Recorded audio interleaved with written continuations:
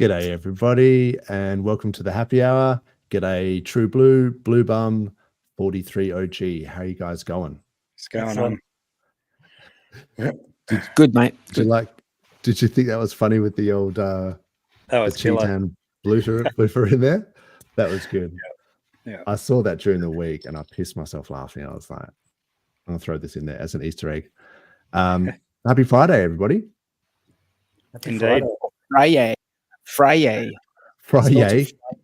You spelled Man, it Friday idea. in the Twitter post. So I'm like, is that That's the it. saying? Happy Friday. Friday. Like, yeah, it's Friday. Yeah. That's what it's like. It's the happy hour. Happy in name only. Disclaimer. Prices are wrecked, but we will carry on. Buying opportunity for those who missed out previously. That's right. There you go. It's a cross-opportunity. Yeah, That's what I like to think. Yeah. You know what though? I'm feeling like, you're saying like, price is down or whatever, and it's happy in name only. But today I saw a glimpse of the community getting back together with all rallying around going to this this hearing for RH in October. So nice. I thought that was really good. Like finally that thing where everyone's like, we're all going to go, and be there for the hearing. So I reckon that's pretty good news.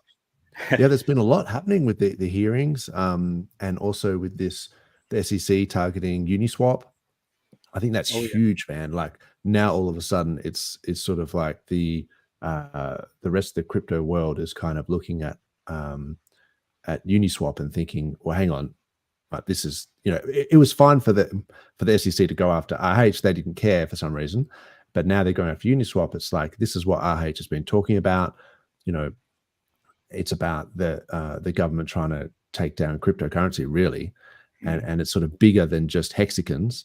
And we've sort of been saying that from the start. Like, if this can happen to us, that can happen to anyone. And I think now that it's happening to Uniswap, it's kind of an opportunity for us to be like the bigger man and kind of go, okay, you talk smack about us when it happened to us, but now we're actually going to roll up our sleeves and fight for the actual cause.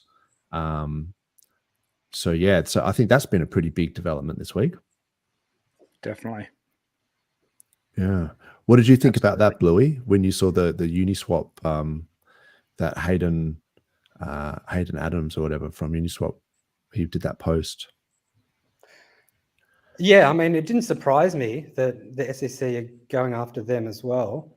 I thought it was quite ironic that someone looked at where their employees have been donating political money to, and it's all to really? Democrat like people. They're actually giving money to the people who are most likely trying to stitch them up, come after them. Yeah. Well, that's interesting. I wonder if Trump does get into power, do you think that there'll be a change in some of these things? Like, do you think he'll just sack Gensler straight off the bat and that sort of thing? Gensler will probably just leave. Yeah, I wouldn't be surprised, but it's nothing you can rely on.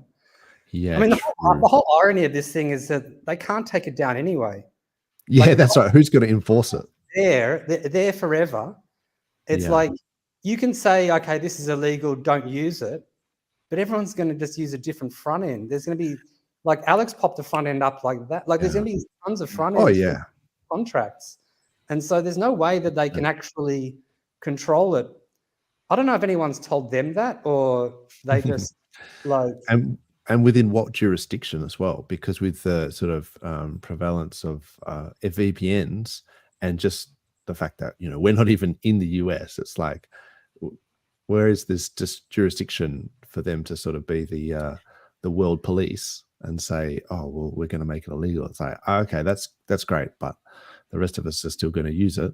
I guess Australia will probably follow suit, though. That's the scary thing, is that we tend to just follow whatever the US does. So I wouldn't be surprised if it does happen here as well. I was looking yesterday at Palau e-residency, and you're finding these things. The same thing with Estonia. Estonia has an e-residency as well, and I think you're going to get more of these popping up. And people are using the Palau e-residency as a way to get around. So where is Palau? Palau is in Micronesia. It's Okay. it's this bunch of islands. Hardly anybody lives there, and it's Right. really interesting because it's an American. The Americans protect it. They use American money, but they're not part of the Fat F or whatever it's called, or Fat P, the organization which is trying to orchestrate the central banks to come out against cryptocurrencies and to do measures against currencies, and they're not actually part of that. And they sit in a really interesting position in that because they're so close to China and they recognize Taiwan. So, but Americans are there. So they've always been kind of this in between country. And so the Americans want them so that they keep on recognizing Taiwan. China wants that's a dangerous position to take when you're that close to China. But anyway, yeah, but they seem to be fine. It seems like a beautiful place. Like I looked at a few kind of. I'm sure it is. It's this island paradise. Only like 20,000 people live there or something. But it's a nation state. It's in the UN, and you can get e-residency, and it costs like $250, and basically you can use that to put your residency on exchanges. Okay. And so it's a way of getting around a lot of Americans. So they give you an address, an e-residency. They give you an actual address that you would. People, they haven't got that yet, although apparently that's coming. So you can actually have a residence in Palau, and you can actually pay a utility bill in Palau and stuff like that if you want. But that hasn't come through yet. But they what was I going to say? Can't remember now. Yeah, well, if you can get on an exchange using that e-resident sort of thing, then that is pretty big. And I think there's still exchanges out there that don't need KYC. Say again? Well, there might be no KYC. I haven't. Oh, okay. Yeah, I haven't used it. Yeah. The tricky thing is getting back to fiat. That's like getting back to your bank. That's all of those exchanges have KYC. Bitrefill, yeah. Bitrefill doesn't know. Well, there's some no, but what I'm saying is that some things you can use. Getting back. Yeah, that's what a lot of people use. It's Bitrefill is gift cards for those who don't know. So you can get all sorts of things: hotels, airplanes, shopping, pretty much there's just tons of stuff you can get gift cards for, and that's an easier way to get back into the fiat world. I think there's also that there's someone else that does it as well. I'll see if I can look it up while you guys are talking. And 43, you were going to say something? Sorry, man. I didn't mean to interrupt. Oh, I thought you were saying something. Sorry, go ahead. What about what we were talking about before? Sorry. I just got. I might have had something to chime in about before, but I thought I interrupted you. That's all good. That's all good. No. I was just about to see if we're live because we've got 0 comments, and there's look, actually, it says up here 5 live viewers. Oh man, this is some bear market numbers right here. That's a buy signal. Without any. Yeah. For sure. Do you stream this to Twitter as well? No, I don't. No, I'm not verified. I didn't really want to just pay for that, so I was like, you don't need to be verified to do that. Oh, really? I thought that was part of it. Yeah. You just no. You can just stream it to Twitter. You know what? I have thought about this a little bit, and I thought get way more viewers. Well, yeah, possibly. But it's also because I've got the DeFi with Doza channel as well. And I was thinking about maybe stopping the dual stream to that. And because of it's like the split view pressure. It's like the whole thing that people talk about with the p-hex, e-hex. And it's like, if you're splitting your view pressure across multiple platforms, where if you just concentrate it, I don't know. I haven't done it. I can't be bothered. I don't know if that's true or not. If we were talking about 7,000 live viewers, you know. Yeah. But have you noticed bring on it Twitter? all over, but like if we're talking 7 here and like 1 over there, like I think a better analogy is probably good, going bro. fishing. And if you can you be fishing in a number of different places at the same time, or can you be fishing Yeah, one there place? does seem to be a lot can more go on views Twitter, on dude. Twitter. So yeah, that's maybe something I can suss out. Do you reckon the numbers are legit on Twitter? So sometimes the numbers seem to be so high. Irrelevant. Things that are being streamed on there. Completely irrelevant. Their numbers. It's all good. Their numbers. Yeah. It makes up for all the like all the non-likes or all the mislikes that posts don't get. That's right. Yeah. That's true. I was just going to show this video that you sent me through. So this is. Do you want to show it at the end, maybe, like as an outro? Because I've got it lined up, and I've got a couple of other tabs I want to show. So I thought I might just quickly just run through it because it only goes for a couple of minutes. Yeah, it's a song. It's a song. So this is Jay Everything. This is the guy, the TYRH guy. And yeah, I'll just quickly crank this one, but I haven't heard it, but apparently it's good. So let's tell me if you can hear this. Yep.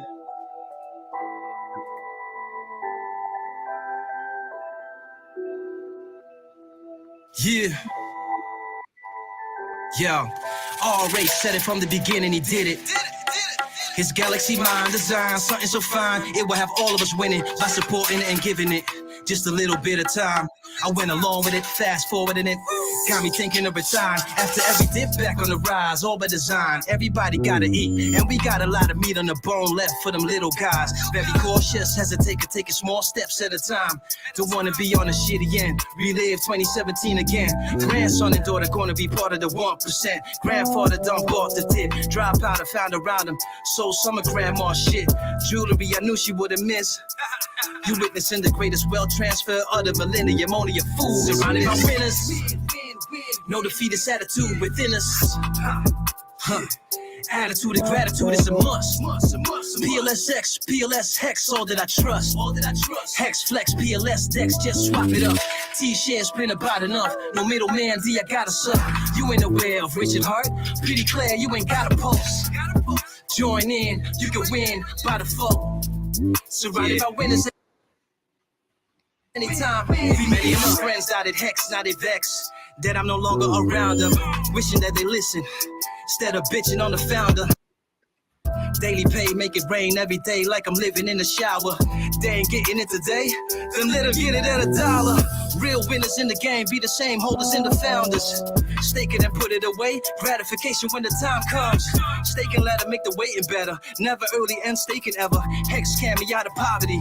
Now the bank tell a smile at me like I'm cashing out a lottery, wondering how I'll be periodically passing the green light, buying property. Used to be the guy without the cheese, now I'll be the guy that try to be. Fail to see the signs I can see.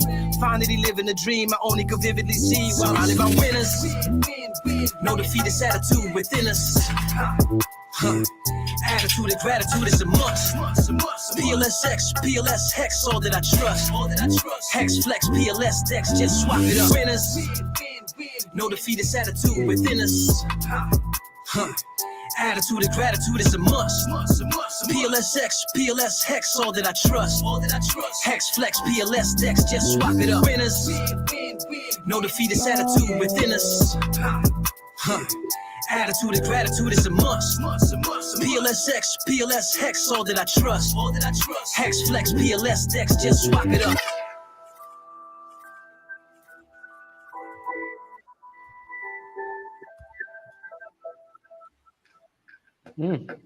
That was awesome. Yeah. That was a really cool track. Yeah, I really like that. What did you guys think of that? So Jay Everything made that? Is that? Yeah, Jay Everything. Yeah, that's an absolute banger for sure. I really like that. I put the link in the chat, so go check it out and give it a like. Awesome.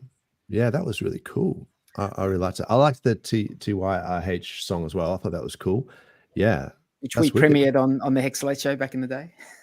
Yeah, for sure. Cool. Well, let us know what you think about that in the chat. I thought it was pretty sick. Yeah, and we'll have a look in the we missed. chat to say hello here. What is that? Miss opening the beer.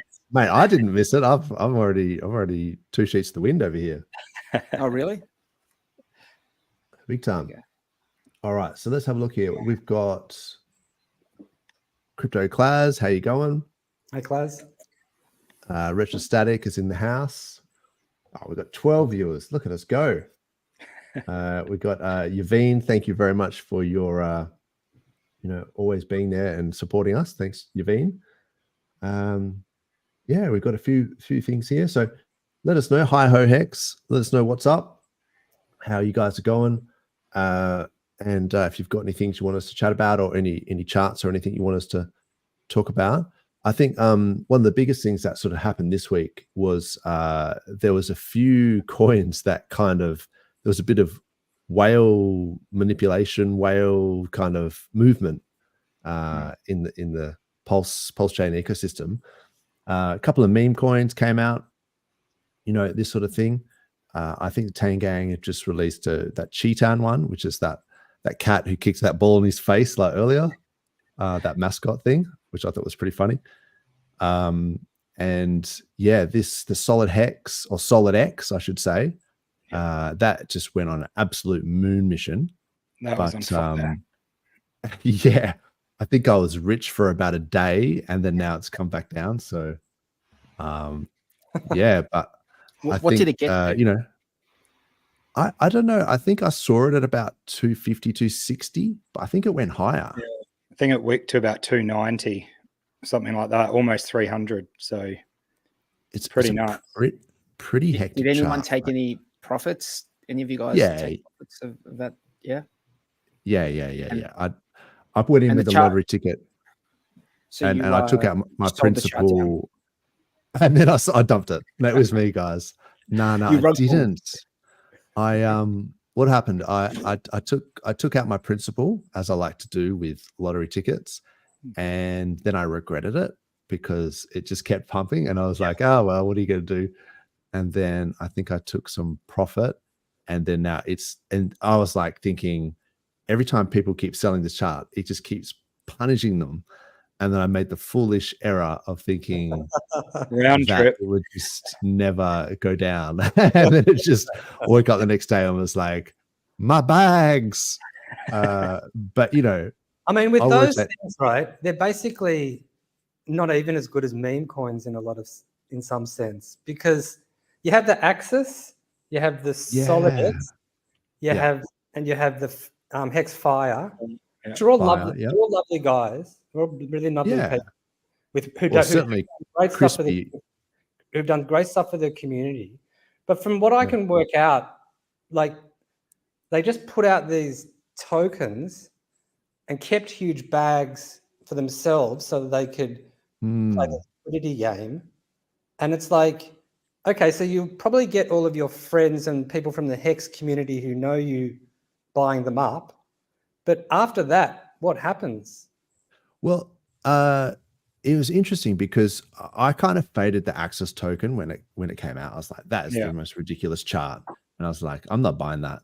And then it just kept going up. So when I realized it was the same deployer, I was like, I'm just going to get a small, lottery ticket bag, like miniature.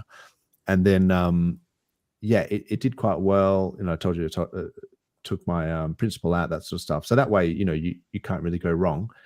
But I did notice as it was sort of going up heaps, it started to become competitive with some of those Solana meme coins, and it was starting to show up in like those spaces where people were saying these are the top 10 meme coins of the week, and there's all these ridiculous whiff coins and absolute scam, pump and dumps on Solana, and it started to show Solid X, and there were people that were going into the Telegram that were like, how do I get onto PulseChain? What is this thing? They're literally just chasing green candles. So I think in some regard, it did kind of bring some eyes onto PulseChain. Yeah. So I think maybe net positive. I don't know anyone that's lost money on it. Like, you know what I mean? It's just like you've lost like paper gains because it's like, oh, it could have been worth so much more or whatever. But I think with these sorts of things, if you do go into a meme coin and it does well, and then you take those profits and then you get to rotate it into one of your core coins at a low, like what we're seeing now, that's just how you kind of ratchet it up, because you're not spending new dry powder. You're just taking gains from some pump and dump that could have literally gone to zero or has actually done really well, and then you put it into something you actually have conviction on. It's just so hard, and this is the case for all of these meme coins as well. It's so difficult to swing trade them because your human psychology comes into it so much. And what I've noticed is that, like I said, okay, this is where all the money is going. I'm gonna place a couple of lottery tickets, and it's like stuff goes up, and you're like, the anxiety levels of when do I sell, how much do I sell, or do I hold on? And then if you don't hold on, if you don't sell, then it goes down underneath what you put it in for, then you're all kind of like, oh shit, is it going to dump to zero? Shall I just get out? Or it's down now. Shall I double my bag and pour more money into it? And you just got all of these. I think a lottery ticket in my mind is like, it's the money that you don't care if you lose it. You know what I mean? Like if it goes to zero, it goes to zero. Like it's just like and then if it does really well, you take your principal out, let it ride as a moon bag. It's just, I mean, that's the game. I reckon you can't get too emotionally attached to paper gains and equally so paper losses, really. Like you know, it doesn't really matter until you cash out or when you cash in. So you've got to realize those gains, otherwise it's just all paper. I like trying to get more hex out of anything, so that's what I've been doing with it. You know, transferring some over into hex and decis at a really good sort of rate again. It's back at a discount, so that's what I've been enjoying doing with my bags. Interesting. Which deci are you? P deci, yeah. The Ethereum deci is at a discount as well, but even the PulseChain deci is at a discount, like premium by cost, but also the backing with the T-share, rate and all that. So yeah, I noticed that just with those perpetuals, I'm not sure which side it's on. Maybe I should bring up a that website that has a good chart of it. What is it? Hexscout.com. Scout's good. They was it? I'm not sure which side. Is it base that's like double the? I'm not sure which one it is. One that, and I was like, I couldn't work out why it was at such a good rate. I'm at on lookintomaxi.com.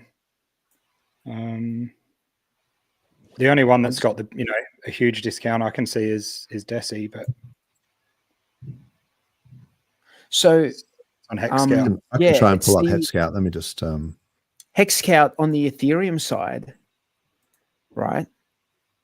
And if you've got like base or trio, like they're at like these look like they're premiums. Yeah. What the hell? I reckon there's some glitches in this sometimes. Base, Trio, and Lucky are all premiums. You think that's a glitch, do you? Oh, look, I mean, I'm up to you guys. I mean, I'm sticking to the PulseChain side for this stuff, but I'm not. By the way, I'm not suggesting anyone should do anything with that, but I just thought it was interesting. No. Some people, see price down as opportunity, but I'm more of a I like to see confirmations and things like that. I'm probably less risk averse. The point, what I was saying with that base one is just it's for every base that you have, you get 4 or 5 hex. Okay, that's why it was so weird. But but I don't even know if that's real. It might not be real. It might be a glitch. I'm seriously considering. On Ethereum, yeah. Let's have a look. So, but they look like premiums, right? 400% premiums. That's not over discount. Yeah, it's a premium. So if you sell the base, you get like more hex for it. Maybe there's no liquidity. I think you're. Yeah. Oh, that's. I reckon That's the probably- numbers they're getting some That's like. not the way errors. that's not the way that I understood it. I thought that was saying that is being priced 461% times the value that's in that In base hex. stake. It's in Yeah, terms but of hex. it's being overpriced. Like so, Yeah. you're getting less value if you're getting that if it's in premium, right?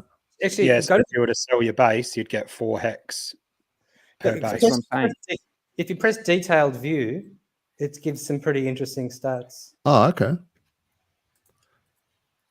Yeah, looking at the chart, is priced in hex against base on Dex Screener, it's only showing 1.08.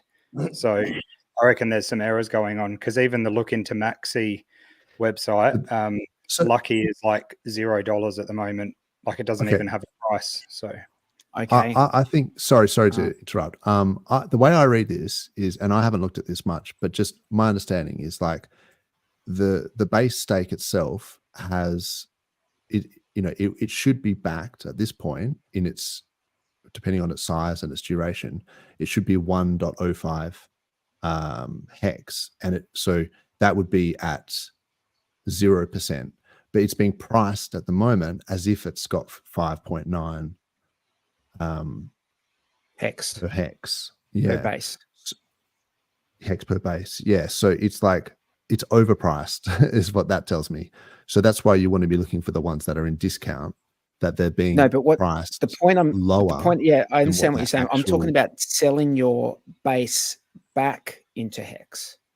Oh. Okay, I see what you're saying. Because you're At this getting point, more- yes. Because It's you're that- getting much more hex out of that than but if there's no liquidity in it, it's not Yes. going to work. But you're getting much Yeah, more I see hex what out you're of saying. that than you'll ever get by just seeing the stake out. 100% correct. Yes. So you're better off selling your base for hex now when it's at a premium. Because I see what you're saying, and I definitely agree. But depending on the liquidity, because I think now that we've got the 9mm V3 concentrated liquidity, it's a lot better.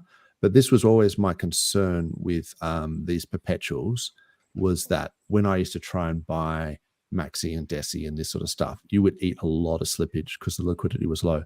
I think now with 9mm, it's quite a bit better. But you're right. If you've got base, and probably people will, it's probably a good time to sell when it's at such a high premium. That's premium's wrong. It's nowhere near 400%. Oh, is So- it? Okay, so this stat's just wrong. Yeah, so I'll one be honest. hex on Ethereum is 0.0018, and one what base dex is aggregator are you? 0.021. What dex aggregator are you on? On potatoes. No, you'd have to be on an Ethereum one. You'd have to be on I was just using Oh. Dex Screener, just looking at 1 the inch. price. no, you You'd can have do to go the, to 1 inch or you can do the something. E version on Pateus. Is there? That's where all You the know what? trading. Maybe All maybe the trading of all of the kind of Acosta, Hedron, and Hex. Well, not all, but you're going to get much better prices for those of the Ethereum chain versions on PulseChain using the wrapped things. There's more liquidity. Yeah. So that's like eBase, is it? I haven't even looked into this. You have man. to put the It's so contract address I'd in. have to get the contract address. Oh, Yeah. man. so. Maybe it's a Doesn't make me glitch on the It Hex doesn't make me website. work. I'll put it in the. Oh, you'll get it, but it's in It the must private be a chat. glitch because there's no Must way be. it's 400. There's no way it's 400%. It doesn't make sense. Yeah. Yeah. All right. I'll have a look in the other thing. The other thing I was going to talk about is I remembered it was Blockblend that do that prepaid crypto debit card thing, whether they've actually started up or not. But in Bluey, when you were talking about Allow, those gift cards, yeah. and I was like, I couldn't quite remember the name, but it was Blockblend that do it. Haven't checked it out though, so don't know if it's any That good. would be awesome. But just So while you I get your remember, Malawi residency, and then you use that with Blockblend. yeah. Let me have a look in the chat and see what is up. Actually, do you guys want to say hello to the chat, and I'll see if I can pull up this contract address. Hello, chat. Hello, Chad. Yeah. All right, then. Hello, Um, Governor. You just went British all of a Actually, sudden. talking about those perpetuals. Dipcatcher and Goldkey are doing really interesting stuff with Gophers. They launched Gophers which is a meme coin. It's liquid JPEGs on PulseChain. It's just a normal meme coin with no JPEGs on Ethereum, I'm pretty sure. And on Sol, it's just, it's also the same. It's just a meme coin. And they launched on DGen chain as well. I don't know a lot about that. I don't know a lot about that, but yeah, that's another one. But they're coming. They've got plans to come out with all sorts of really interesting stuff.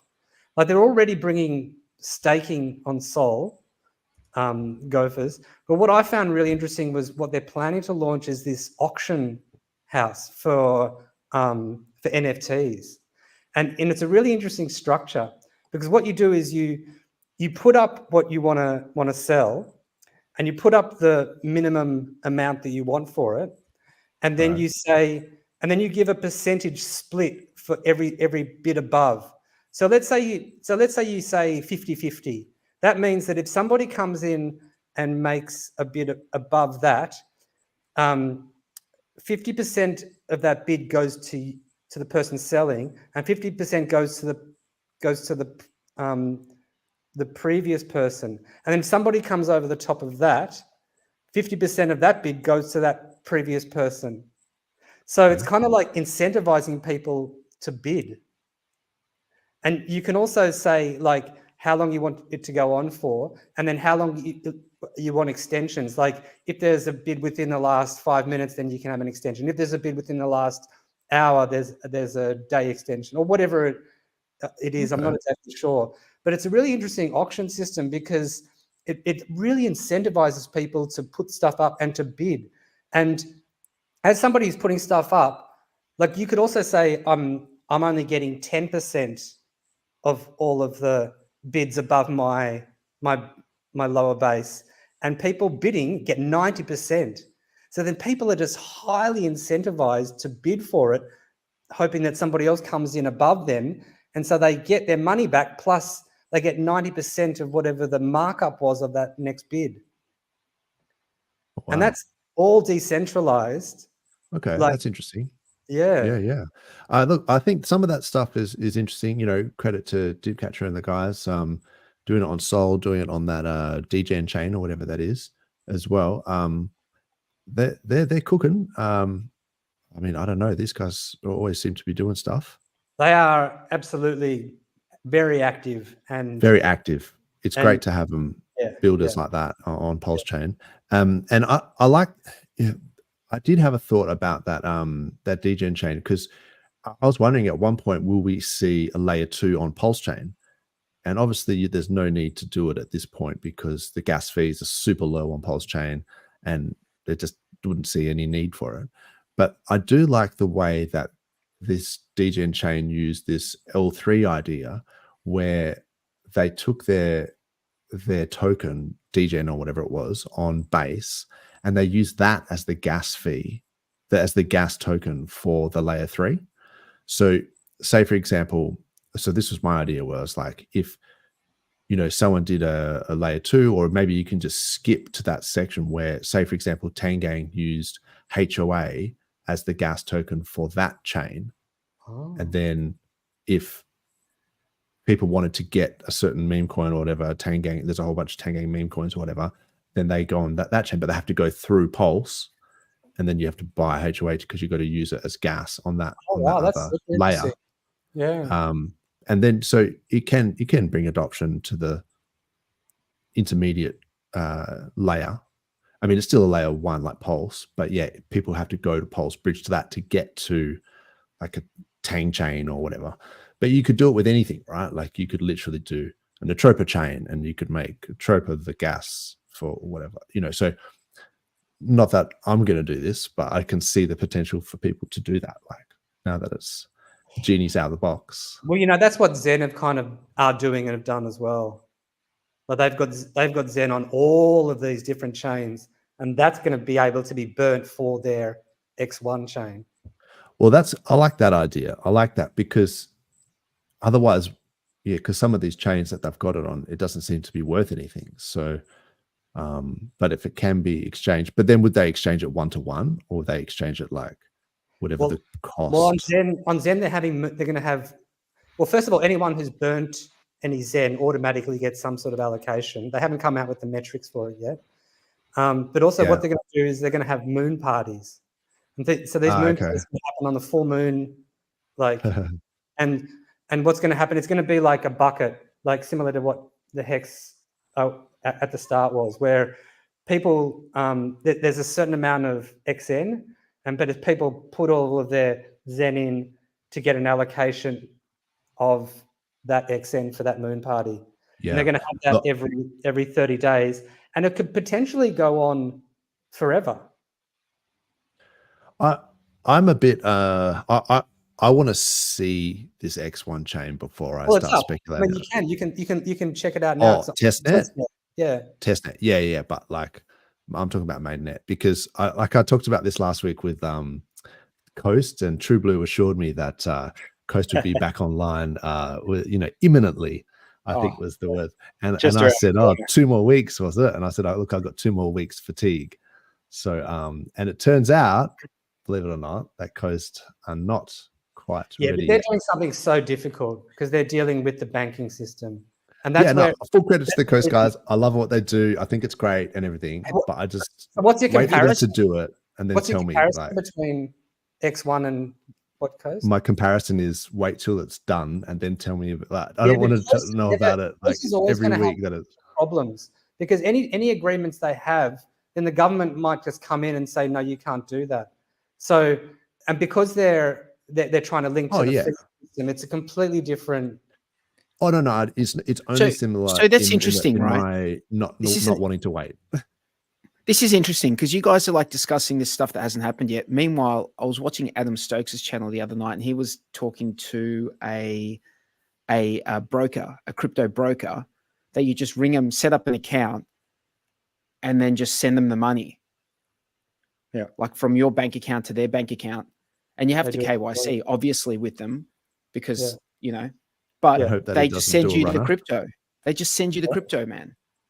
It's like you call them on the phone, just say, get me the what's your rate on BTC? What's your rate on Hex? What's your rate on PulseChain? And then they just send it to you. Yeah, I mean, you could do that, but I suspect that they would be skimming. They would be putting a premium on everything. Well, when you say skimming, they're taking a commission like anyone is, bro. Yeah, no one's giving you a service. What? Well, they actually hang on a second. Wait. They actually say that they won't be beaten on price. And I'm not like I don't get any money out of it, but I think we shouldn't poo-poo that idea. That's a legitimate onboarding tool for most regular people. Let's not forget that. Most regular people are going to be like, I'll call a broker and get crypto. But if you tell them to go A, B, C, D into all this other BS, they're not going to fucking do it. So that's the most legitimate way you can get someone in. If you my concern is that's an out middleman. It's middleman. It's all middleman. But it's fine. So is Coast. So is everything. It's all middleman. Yeah, I know, but I don't see how it's onboarding is middleman. Anyway, how is that innovative in any way? I don't see what your point is. Like, how is that innovative? I'm saying to get someone in, that's the easiest way. That's the innovation is just fucking easy, mate. If you've got, but what are the fees? It comes down to fees, right? Because if it's an innovation and it's 0.03% fees, and that's great. If it's innovation and it's 10% fees, he said, I heard him say that they won't be beaten on things. So, well, then that's the outrageous claim, or sorry, not outrageous claim. But that's the claim. So then now you need to provide extraordinary evidence to back the claim, because that I wouldn't say that that's an extraordinary. Well, how could it beat the market price? How could it possibly beat the market price? Like, if they claim they can do better than the market price, show me. Maybe they've got whales. Maybe they've got well, that's okay. Maybe if they they've can, got whales backing them. Think of it this way, right? Maybe they've got RH's DeLorean, and it goes back in time until when it's. Let me tell you how they could beat it potentially. If you sell on chain. Right? If you sell on chain, you are pushing the price against yourself. If you buy on chain, you're pushing the price against yourself. If you buy from a broker who has someone sitting here, OTC, who will send you the thing, and they're doing like an OTC deal, they can potentially give you a better price. So when we say like what's the good thing about?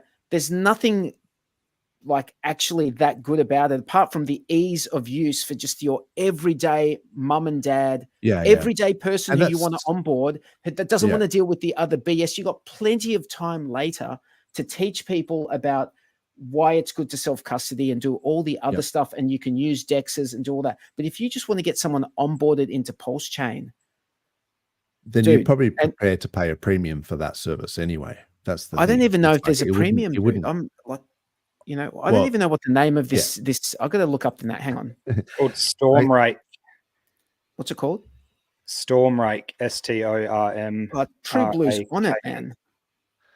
He's working sorry, in the background. Bluey. Speaking of being innovative, so their pinned tweet says, "We're delighted to announce that Storm Rake has been recognised as the most innovative crypto brokerage firm in 2023." Slam dunk. Sorry, that was a good one. There's your innovation right there. Bam. Hang on. Look, I mean, it sounds good. Show me the numbers. Like, how is the question I have to how is this any less innovative than Coast? Yeah. Please tell me. That's a middleman. How is it less innovative? Please tell me. Yeah, as an on-ramp, as an on-ramp. Like, but as long as they're not storing your crypto, that they're sending it to your address. Right? It can't scale as much as Coast could potentially. Like they can. We're getting wet before it rains here. Let's get some people onboarded and then worry about scaling. Let me know in the chat later. If you're wet in the chat. It's like we just need. We're just talking about Australia. It's not a choice. If you have both avenues, you have as many avenues as possible. Have as many. But more on ramps is better. I'm a fan. I think that as long as they don't custody your. Just to clarify, they're not custodying your crypto, right? I believe you just get it because they can, but you can ask for it sent to your address. Yeah, assuming you get it sent to your own hardware wallet address, then I think it's you good. Can, as far as I understand. If they don't, then don't do it. Not if they're going to be managing it. Like if you want them to manage it, they're going to have control of it. Yeah. Some people, how are they supposed to want that? We don't want that. None of us here want that. Good point, Blue Bum. Good point. How are they supposed to do these trades unless they store your crypto in their exchange or whatever? No, and they're making the trades for you. You want to buy. You want to buy like they don't deal with small amount. Like if you go there with $500, they don't want to know about you. But if you go there with like $5,000, $10,000, $100,000, $500,000, and say, I want to buy PulseChain, they will execute that trade for you. And as far as I understand, they'll send you the thing. That's for most people, for your average person who doesn't know about crypto and wants to get into crypto, that is that makes sense to them more than anything else. Yeah, so but you can't. That's fine. That's fine if this person is trustworthy. But as soon as if this becomes popular and you have many other people popping up, you're going to get people are going to get rugged. Well, people are getting rinsed. They're regulated in Australia. Yeah. Well, then you're back to the whole banking system. We never. We'll keep an eye on it. We'll keep an eye on it. I think into crypto, this is no different from an exchange. It's no fucking. When you send money to an exchange, what do you do with exchanges? You go in and out. You don't stay on them. That's the whole point. But that's what you do with this guy as well.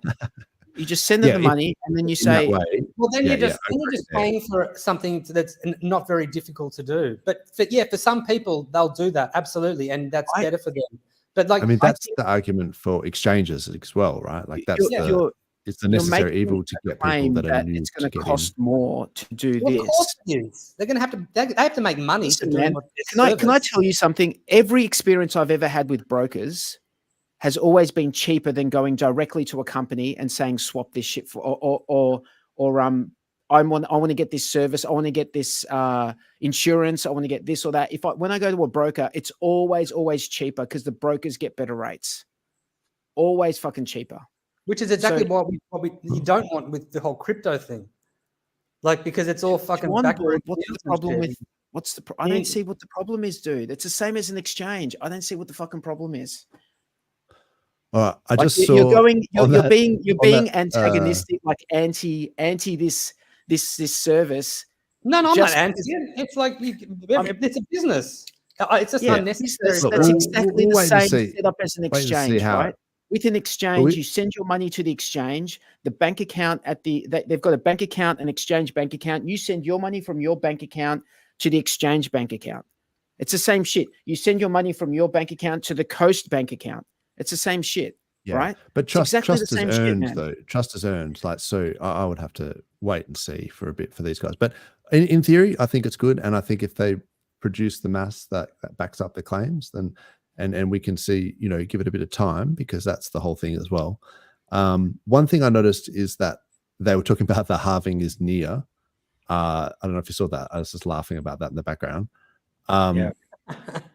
It is imminent, guys. Like, I don't know if you guys are like For like a week or something, huh?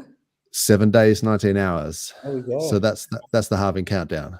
So like, I think that's really interesting that, you know, we're seeing a bit of a global sort of market, crypto market crash at the moment. I wonder, what do you guys think about that in terms of BTC halving, you know, the reward for the blocks going down to whatever it is, 3.75 or something, getting halved. So does that mean, because a lot of people kind of come out and say, oh, well, then the supply is getting halved, so therefore the price should go up. But like 90% of the Bitcoin has already been mined, right? So just because the reward to miners gets halved, that might make it less profitable for miners. So in theory, the price should go up, and that's what's happened, like historically over long time frames. In But theory, what do you guys think? in will theory, it's happen? already priced in, which is Yeah, so you've known it, priced and in. like That's my look, favorite.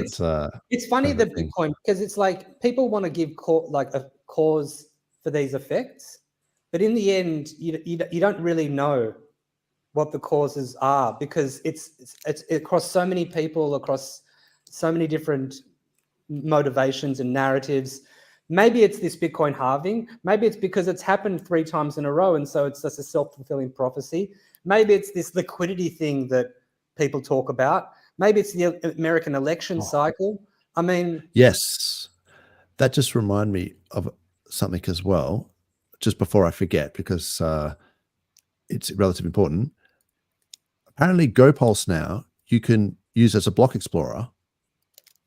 You can put in transaction hashes, and so and I think cool. if you put in wallets, it says wallet, you know, functionality coming, and it's also got some liquidity thing. That publish. Yeah, function. It's got the publish thing as well. I probably shouldn't have interrupted you. Sorry, man. But I just thought, oh, the fact that you got that block explorer is pretty awesome. Someone put I think someone put Survive on PulseChain. That's killer. Yeah. Well, so you can, to clarify this, so this is so you can actually upload, you know, actual images, say from books and things like that onto. Is that like a link? Is that like an NFT thing where it's like it's actually on a server somewhere, and what they're putting on the blockchain is just a link to it? No, it's the actual file. They break up the file, kind of like a BitTorrent thing, and then you can pull it from the blocks and actually view it. But you need to know the transaction hash. But so GoPulse has got a couple of upgrades. Like, it's got this transaction hash thing where you can, like a block explorer, and I think soon to be, you know, be able to search through wallets as well. It's got the publish thing where you can publish stuff, and it's also got some liquidity thing that I was playing with the other day, where like you can put in a coin and then you could look at the liquidity. Anyway, it's got some cool shit. But just I didn't want to derail your thing too much. I think I did. So how much does it cost if I wanted to put a book up on PulseChain? I think the fees are super cheap, right? Like, so it's like $1 or something. Yeah.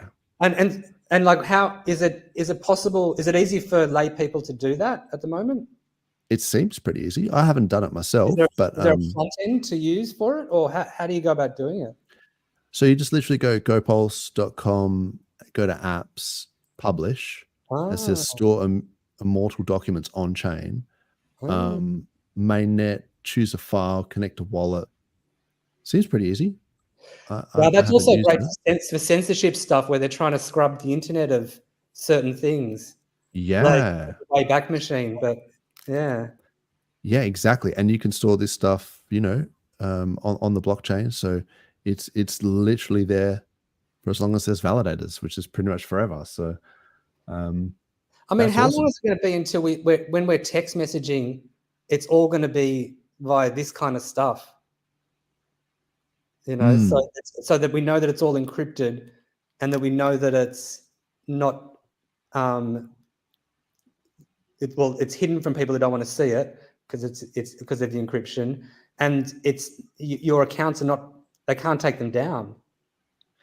Yeah, it's a real sort of censorship resistant way of publishing information. Yeah, I think it's great.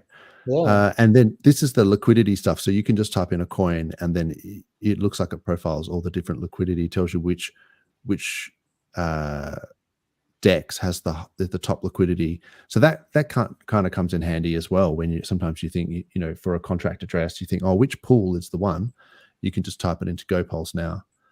Because I think True Blue and I were talking about that last week. Sometimes when you're looking for a token on DEX Screener, and it's like if you're in the wrong pool, and you know you could be charting a pool that has the wrong price because it's just been priced, you know, incorrectly, and then you can, if you really make mistakes, you can actually go to buy from that pool and get rugs. So you've got to be careful that you're using the pool with the most liquidity for order execution. Yeah, you always want to check on something like on an aggregator like Pateus. What actual price I get right now if I swap just a sanity check. Yeah. Sometimes I do that too. I look at the top pool, I look at it on Pateus, I look at it on PulseX, and I just go, okay, this is the best path.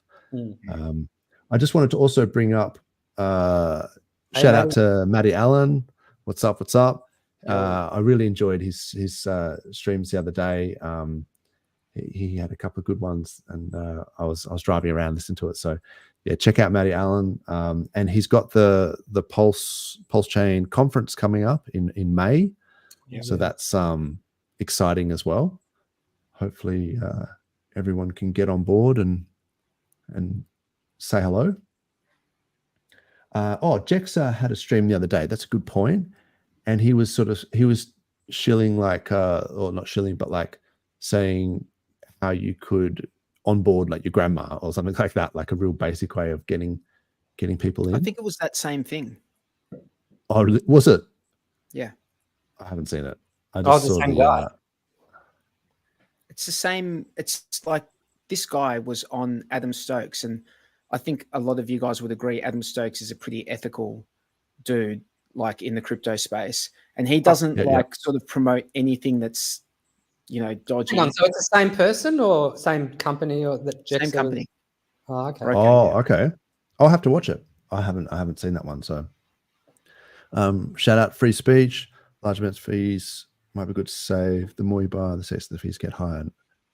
I noticed. Yeah, I true. Agree. And the problem, sexes like centralized exchanges, I mean, apart from just the chance that they can go down, Kraken got sued the other day. You know, you can just literally, like, it's the middleman scum can basically just take your coins if they want. And that's what Blue was saying about treat them as public bathrooms. You get in, get out, get, you know, on board, on ramp, off ramp. Yeah. Tell them you want it sent to an address immediately. You just say, I want this trade. That's the way send to it do to this address immediately. Like, I just want it here immediately. It's PulseChain. As soon as you get it, you should be like, I want to know a time frame. You know, they might say, oh, we're gonna get to that in the next day or half a day. They might, you know, do it that way.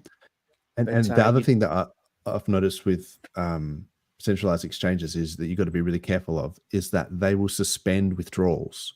So for people who haven't necessarily been around in massive, like, hyper phases of the bull, if you think that you can just go onto your exchange and sell when everything is either pumping or dumping, you will get a little notice that comes up and it says, "Oh, there's been an intermittent failure and unforeseen events. Binance has suspended withdrawals," and you're like, "No shit!" Like, and it happened like clockwork. Yeah. So, and on the Ethereum side, the gases will be going through the roof whenever there's and all of your transactions start failing. Going on behind that, Dozer? Why do you like? What's the mechanics of that? I just think that they're corrupt. This was my thing I was saying the other day, that like benefit? Like I'm interested if there's like if they're corrupt. Well, the way I sort of see it is, it's either incompetence or corruption or both. But yeah, if you're going onto their exchange that you're paying a service, you're paying a fee for that service, and you can't actually sell your stuff, and then it's going down, I suspect that they're doing trades behind the scenes. Yeah. And then that they're not letting you access they're doing it for profit. Like it's just happens to have the coins to sell. It happens. They might do they might do a sale, right, to front run your sale, and then they sell you the coins at a lower. How does that work? Well, there's if also it's going up. Yeah, they might buy it, front run it, and then they sell it to you at a higher rate, and then vice versa. Maybe they short it, and then they make some profit, and then they sell it to you. Or they let you execute your sell at a lower price. Well, that's the thing. It's basically just manipulation, I think. People have all of these longs and shorts, and they can see all of those, so they can see them. People out, basically. Exactly. So a way around the curtain, man. They're just literally going, "Oh, look, we can," and they have algorithms that would just optimize it, right? Yeah. A way around that for people would be to get out of whatever crypto you're in and go into a stable, and then move the stable to the exchange, because they've got there's nothing they're going to be able to do with long and shorts with the stable, and then you just sell the stable on, and there'll be like a rate, and you'll be able to see the dollar rate against the stable. To go back to fiat, you mean, or to mean you're saying withdrawals, right? So they were saying like you wouldn't be able to basically spend your crypto in any way. Like you wouldn't be able to even send it off like from your wallet to another wallet. Hang on, you're talking about like you've bought Ethereum or something on the exchange, and then you want to take it off to your own wallet. Okay, I get, that makes sense, because they will sell you crypto they don't actually have. They will sell you crypto they don't actually have, and then if the price doesn't go in their favor, you might have to wait for them to get their hands on it. I just reckon it's highly manipulated on centralized exchanges, and you may not notice it until you need to do it hyper volatility, and then when you really need to or really want to, that's when you notice that you can't. But that's why a broker is better in that situation, because a broker will be better because they might have the same. But that's my point. That's their problem. They give you like a quote, and then that's the quote that they've given you. Yeah, but then they might come like, I couldn't get the market price because of this, and this. But that's just, dude, that's an unprofessional person. So if someone's unprofessional, like I've never had that with a broker ever. They're not magicians. Like I've never had that with a full broker, like a bank. They're not magicians. That would be good. They're going to the same places. I agree with you, but they do have like their way of getting their hands on crypto. They've got like their methods. So they're not necessarily going to a DEX and getting it for you. They might have like OTC dudes who are happy to sell, at OTC prices, Yeah. That's why I think there needs more transparency. I wouldn't rely on a broker though, like that kind of stuff necessarily. Like, I think for onboarding that stuff is fine, man. So sorry, go ahead, Trib. We're talking over you, bro. Sorry, I got a delay or something. They're on a much higher tier with these, centralized exchanges, or they might have bags of their own, or the cash behind them in the bank type thing. If you're selling, they might, their fees are a lot lower and all that as well, and they're probably able to push things through easier with exchanges. They can just call them up and say, we need to push this through. I don't know, but given the flow and the amount of money they would deal with, they're not on pleb accounts. They've probably got a lot more strings to pull. But just quickly, the last thing about it might be the last thing about the brokers and that. But on the Coast thing, apparently True USD on Ethereum is having the same issues as Coast at the moment. So so Coast is like they've got that same depegged. The stablecoin depegged, isn't it? Like CST? Coast is depegged, but I'm talking more about the bank affiliation and stuff like that. Has it depegged? Yeah, man. I saw it earlier today. I think it was It's like 85 cents. Yeah. Oh, 85. Yeah, I think it came down to about that. Yeah. One moment, please. So Gonna your buy some DJ Coast. yeah, listen, if you ask the OX guys to kind of to rectify this, that's a great deal at the moment. It is. Yeah. Yeah, so that's called I think I butchered this the other week. I think it's called a mean reversion. I think I called it something else. But a mean reversion where you assume that it's going to go back to like peg to $1. Here it is here. Yeah, it's Holy dropped crap. hard. It went down to 79 cents. It's just So- that that they've had so many times where they said, yeah, we've had all this in place, and then something hasn't worked out, and then they've had it all up, and then something hasn't worked out, and then they thought they had some other contingencies and stuff like that, but now they're going to have to go back and find some other ones as well, and it's just happened a number of times in a row. So I think people lost confidence. Yeah, it's the 2 more weeks thing, man. It's like people get another another 2 weeks, and then so but tough, the man, mean dealing reversion with is they're doing one of the hardest things you could do, is like at the moment. Yeah. In So that's the what I think environment. apparently True USD is having similar issues with the banking partners, just like Coast. doubt. So it's not Yeah. Coast only one type thing where it's a battle everyone's facing that's trying to deal with the original sort of banking system. So but yeah, if you've got a big bag and you trust that CST is going to repeg, you can make 20% on this mean reversion trade if you've got big brass balls. But it could go the other way, or you might have to wait a while for it to go back up. But yeah, that is interesting. And there's quite a few. See, I think with this stuff, because there's the Power City PX USD or whatever, you really need that redemption process in place. Like say with the liquid loans, is it USDL? You need to be able to redeem. That's what keeps it pegged.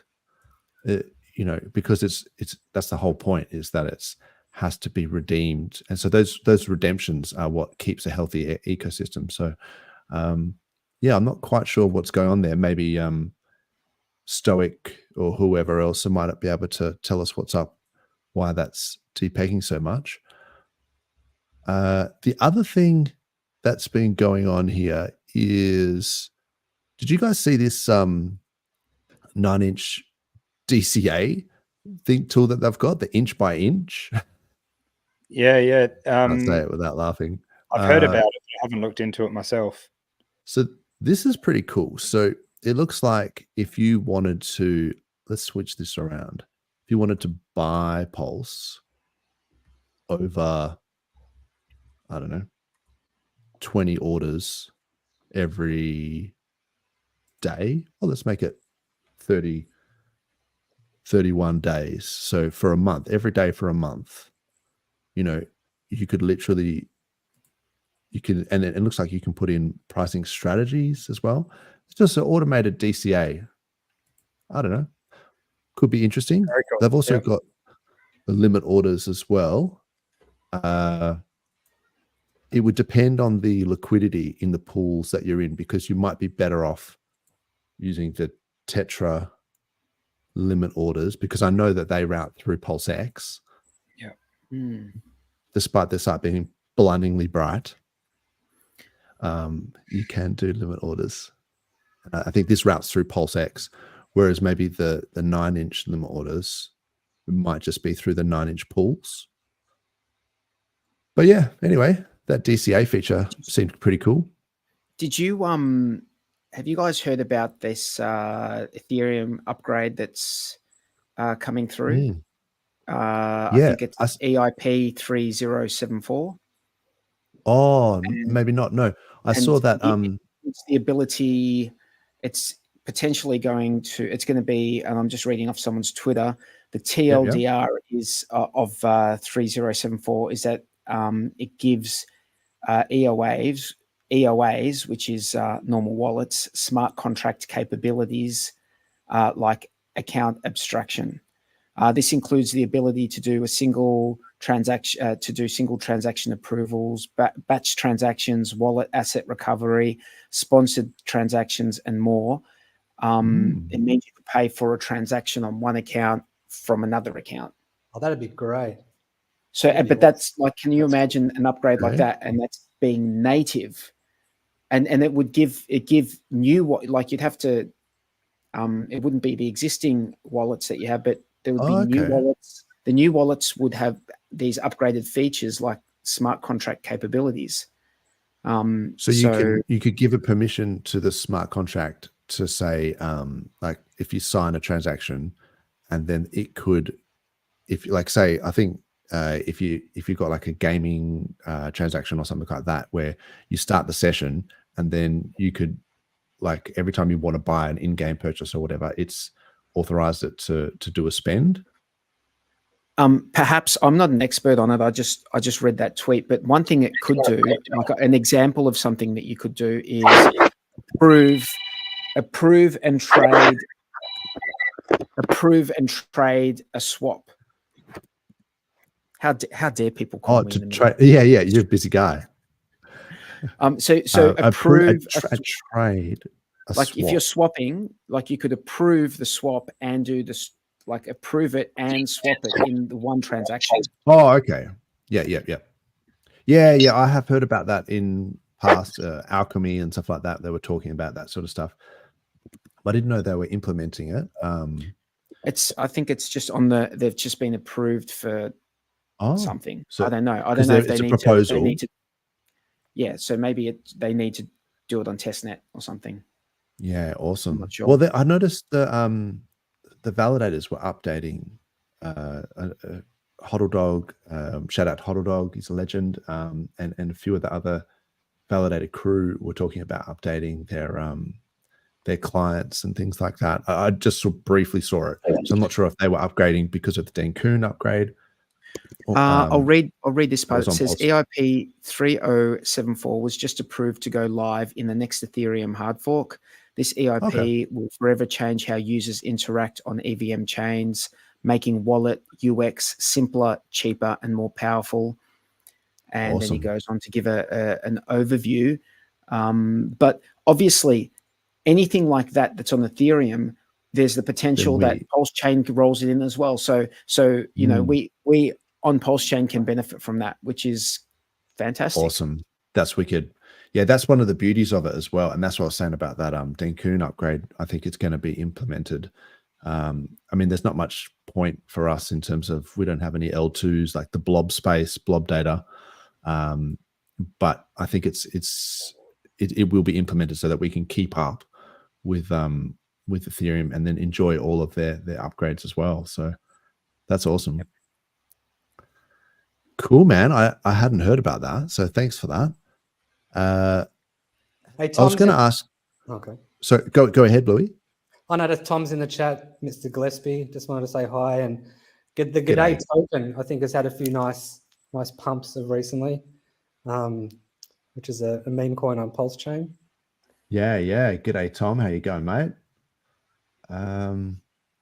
What's up, Mr. Gillespie? Let's see if I can find it. There's actually quite a few things here I'll have to go through. Where is he? Oh, down the bottom. 9 out of 10 TGNs agree and having a g'day. Yep, that sounds about right. Crypto King, what's up? How you going, mate? He was hoping he hadn't playing the song yet. Okay. We've already played it. We played it at the start. Oh, VTX. Just woke up in the middle of the night. He thought he'd say hello. What a champion. Hey, man. It's probably really late over there. Or maybe he's just up. He's what does VTX stand for? Oh, good question. We had him on. I never asked him. Something transaction. It's a good name though. Velocity transaction. VTX. It's like sounds like he's doing stuff. I was going to ask, have you guys heard about Tangent wallets? Like the hardware wallets have now integrated PulseChain and Hex, I believe. You've got to be I careful haven't with these new hardware wallets. Like you really want really to okay. have time in the market to. Yeah. Well, Okay. Fair call. Yeah, like. I mean, Is it a software? have Is it a heard of software them. wallet or a hardware wallet? No. These hardware. guys. I mean, I've heard of them. I never use them. I'm sort of use Trezor and that sort of stuff, but they seem like another. Oh, it's with the phone, yeah. This one looks like a credit card. It's hard, yeah. It's like an NFC. Oh, it's got a chip to your phone. But then you need to be doing your trades on your phone, right? Is that right? Don't know, man. Don't know. I was asking you guys. I haven't seen it. This is the Tangent chip. I'm making it up on the spot, man. Yeah. Well, if anyone knows, if they've had any experience with them, on stream. If you think they're shit, just let us know. Just say, nah, they're terrible. They're rubbish. But if you think that they're good and they're legit, let us know as well, because I just like the fact KDP, that they've embraced. I think KDP and Corey Costa have interviewed them. And look, they seem quite legit. But you know, obviously, the more people using PulseChain network, the better, right? Like, hopefully, it doesn't go south. But so far, so good. Apparently, VTX Crypto, and check him out on subscribe on YouTube because he's an absolute legend. Value, teamwork, and excellence. Or Virgin Texas. Virgin Texas. Oh, that's rough, but funny. That's good. Oh, Ivan likes it, apparently. There you go. Although that isn't the fact that I'm like, ooh, is a appeal to authority bias, where it's like, you know, just because he's, although you would hope that someone like Ivan wouldn't be talking about you know, Tangent wallets if they were dodgy. So maybe it is a good endorsement. Is there anything else in the chat that I missed? Yeah, the song, man. Sorry about that, but that was earlier. You can go back and check it out. Oh, Cypherpunk's manifesto is on PulseChain. Awesome. And a big shout out to Free Speech. He's got a really good YouTube channel, and he's a really lovely guy. And he doesn't get too many viewers, so you know, maybe go and check out his YouTube channel. Check out Free Speech. Free Speech. Yep, for sure. He's always given, you know, some really good information out there, particularly about some of the legislation and stuff like that that's been happening. Retrostatic, the DCA 9-inch DCA tool is brilliant. I literally just checked that out 2 minutes ago, but I didn't see this message. But yeah, I think that was pretty cool. I like how you can put these transaction hashes in into that GoPulse thing, and you can just read a book. You know, it's like, you can just. I think it's pretty awesome. Like, it's pretty cool. So, and it also makes you wonder, like, where is the limit here? Like, as humans, you know, we like to do shit like this where you kind of go, what can I put on there? You know, what can I put, some like 4K version of Lord of the Rings on there? Like, how many blocks is it going to take to, you know, it's just, what if I could use some sort of compression? You know, it could be one of those things where people just kind of go, oh, you know what you could do? But then the negative from that is, will it slow down the blocks? Well, eventually, depending on how much people. But then the gas price goes up, and then the price of Pulse goes up, right? Is that how that works? Yeah, but I mean, yeah. So is that a good thing? Well, look, at the moment, blockchains definitely have scaling issues. That's one of the big things to still solve. It's that scaling trilemma thing about, the security aspect, and then the speed and the decentralization. Yeah, that's true. I mean, L2's always on the cards for PulseChain as well. Like if we ever got literally, huge gas fees on PulseChain, which I can't imagine. Like, so, and it's also like one of those things where it's a problem I think we'd like to have, where the price of Pulse goes up 1,000x, and then now it costs too much to transact. It's like, yeah, but the price of Pulse went up 1,000x, right? So we're all rich as kings in this scenario. And then what's the downside again?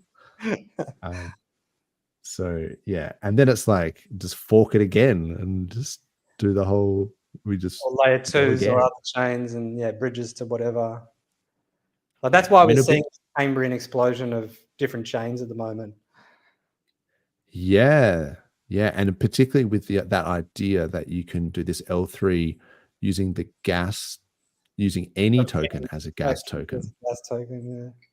That's interesting, because then people will be like, I'm just going to own chain, and then it's also really interesting because so many people like are used to, like with the .com boom, there was all of these companies, and then only a handful of them actually ended up being of any value.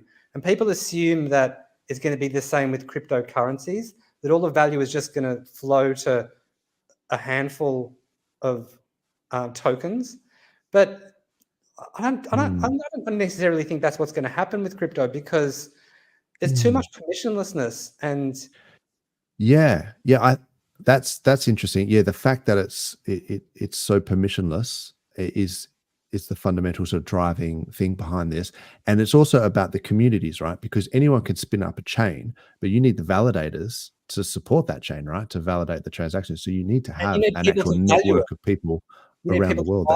And to give it value, Yes, you need a community. I think that's what PulseChain has and the Hex community has in spades, is that we've got the actual community that can spin up their own nodes and actually support the network. I mean, it was bootstrapped at the start by RH and his devs, but now it's just completely community run.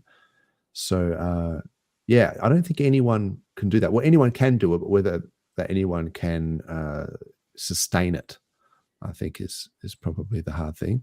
But keeping in mind as well that sort of the crypto total market cap and things like that is only in the trillions. Like when I say only, like when you compare it to other asset classes like real estate and stocks and things like that, it's relatively small. Like it could easily be a lot higher. So it's not like everyone is already participating in crypto. Like it's got a long way to go, I think. Yeah, absolutely. I mean, even when you look at that total 2 and things like that, I was looking recently at the BTC halvings, and kind of I was trying to look up, the time that it takes between halvings and the total 2 peak, and it's about 18 months. So if you look at previous cycles, I maybe would have to bring up a spreadsheet that I made up. But basically the last BTC like couple of halvings, so the 9th of July 2016 was the BTC halving, then the total 2 peak was the 5th of January 2018. So they have about 18 months between, the BTC halving and the total 2 peak. And then from the 5th of March 2020 to the 10th of November 2021 is nearly exactly 18 months as well. So unfortunately, if you take the 19th of April as the halving for this year, 18 months for that puts the total 2 peak at about the 18th of October 2025. So that's like, it's 18 months away. But everyone's trying to front run it because everyone is very aware of these time cycles now.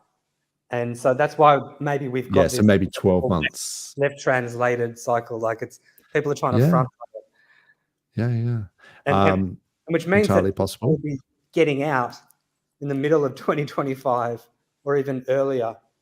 It could be 12 months to go. But isn't that interesting to think we've only got 12 months left. Like we've waited a long time, you know, in this bear market, and you know, accumulating and things like that. And I'm still doing it. Like I'm still rotating shit coins into conviction bags, and I'm doing all this stuff. But to think that in 12 months it could be looking at the downside of another bear market, or 18 months, that kind of motivates me to actually think, I gotta get my shit together. I gotta make sure I've got everything lined up, and make sure I'm, you know, eyes in. Because even in the last week, that SolidX pump, man, like you could have just slept through that whole thing. It's like, I think it's a good time to be locked in and to be paying attention to what's going on around us, because we're starting to see some stuff, you know, get a little volatile. So 2 questions. Do you think that we'll see this cycle as being more of like a meme coin kind of cycle, or do you think that we'll see some sort of new tech that comes along that sort of blows us away? What do you think? What do you think, True Blue? What do you think, mate? I don't know. I think the meme coin thing is, you know, obviously really, really caught on. But I reckon the ones that we all have conviction in will eventually shine, like all of the, you know, the main sort of tokens. But at the moment, I think everyone's playing around, and all these meme coins are coming out to, you know, almost take away your good crypto in a way. Okay. So you think of it as, right, that's in a way. I don't potentially. I don't think it's as nefarious as that, but that I think that's Okay. what's happened with a lot of people. They're losing their bags to chasing Really? pumps. Yeah. Oh wow. Okay, maybe people go heavy into these meme coins. Is that what you're saying? Like, well, I think people spread a lot between them. Do you know what it like? Go, you know, spread to 10 or 20 meme coins. That's what some people would do. Okay. It'd really put your spread out, and then it's hard to get that back into your conviction sort of coins. Rather than just trade one or something, or yeah, two. I think they're just scattergunning like a whole bunch, and then if they had just held that in a different asset, you think they would have been better off? Well, I'm not just talking, you know, I guess some people would be doing it that way, but I'm definitely not. Yeah. Yeah. Can I say yeah, go, please do. Yeah. So I think that when Hex came out, it was revolutionary in its tokenomics, because it had basic tokenomics of, you know, lock this up into the future. More people lock it up to get these yields. The price goes up because there's not as much on market. Yep. It's a good narrative. Yep. Which was a great narrative. And then we saw a whole proliferation of other kind of supply tokenomics kind of stuff. And some of them got incredibly complex and complicated, to the point where they're very difficult for lay people to understand. And even for people who are right in them, it's very hard to determine how that value will actually play out over time, because even if you do have really good tokenomics, you still need like people to buy it. And I think what meme coins offer are the simplest tokenomics, in that people know you buy it for a price, and then you sell for more and you make money. That's something that everybody understands in crypto, straight up. Yeah. Whereas when you start layering in all of these other kind of tokenomic stuff, although we love it and game people kind of love it, yeah, game the majority of people, it goes over their head, and they don't fully understand. Like it just becomes a little bit too complex. Like some of these things are ridiculously complex, especially when you have tokens on top of tokens. And so I think that what we're seeing now is that people just want to make money and are greedy. And so that's why they're just all of these meme things. Now, in terms of what I think the next narratives will be, I think that the meme thing will have to die out, because there's going to be a few winners, but like tons of losers. And I think that, look, I think that the next narrative, or this next bull market narrative, I think there's a chance that it's going to be fair crypto, that it's going to be the narrative of fair crypto launches, and that's why I'm so kind of like into Zen at the moment, and I think that the other thing is going to be really good tech in terms of scaling, in terms of speed and reliability. And so I think that, it's a hard one to know because there's a lot of memes or a lot of narratives that sort of rely on this is a fast chain or this is a cheap chain and things like that. But at what point does that blend into a meme itself? Whereas someone can just, and like, you know, someone can say, oh, this is whatever it is, the one of the Tangang memes, you know, whatever that they think is funny. That may or may not be funny. Compared to, like, say with this Solid X thing where it was just like, oh, there's this fire whale that is just buying his own bags and is just sending it, you know, like that's a meme in itself, right? Like it's just a PRC20 that just has a narrative. Yeah, so well, it's all narrative, but I think the user experience is going to be is pretty fundamental to any kind of adoption.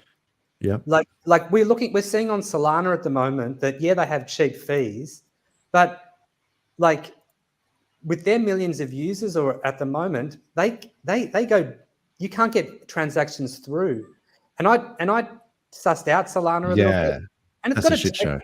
It looks fantastic. It looks really beautiful. Like they've got the graphics done well, but they've got a terrible user experience. You go to the Phantom wallet and there's the wrong price shows for what the tokens you have. But MetaMask does that as well. Yeah. They have the wrong price for all the and sometimes stuff. Sometimes even Rabby, like I can't get a price for Maximus Ethereum on my Rabby wallet.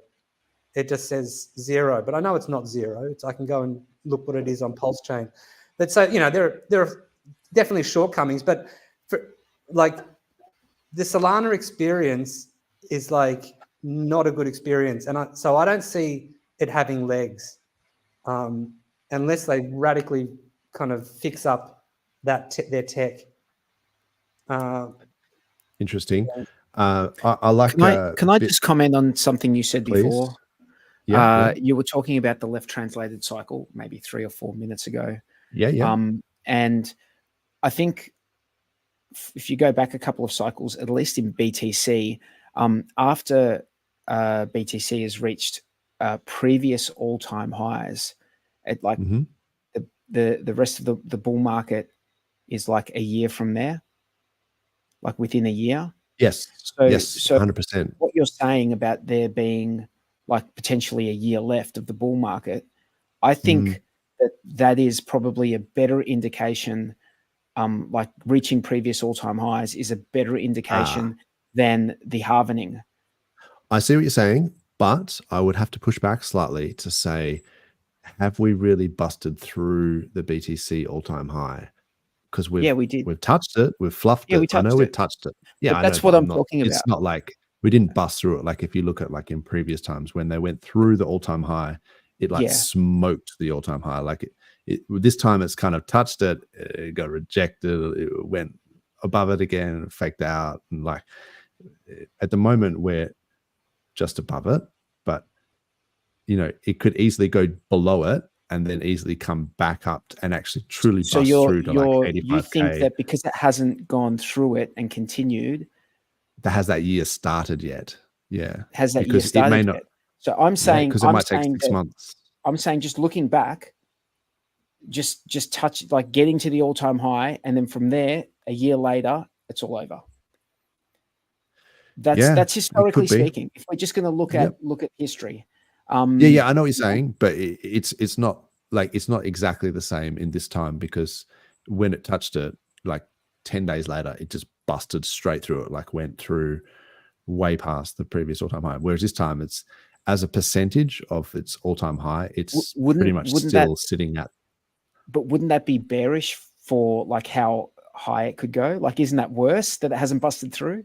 Like, if it was going to get with everything that went on with the ETFs, shouldn't it have just busted through and just fucking hit?